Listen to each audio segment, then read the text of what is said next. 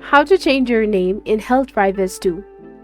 Hello everyone, welcome back to my channel. In this tutorial video, I'll guide you through the process of modifying your username in the Helldivers 2. The steps are straightforward, so ensure that you follow them closely. The method I'm going to demonstrate is applicable to both PC and PlayStation platforms. However, please note that I will only be showcasing the name change process for the Steam users in this video. Apologies for not being able to record the PlayStation screen currently.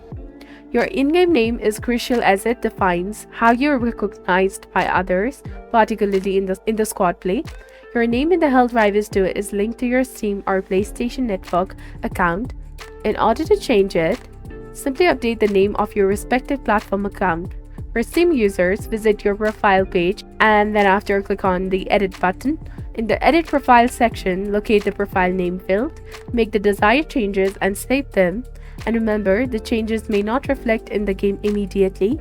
You will need to restart the game for the modifications to take effect.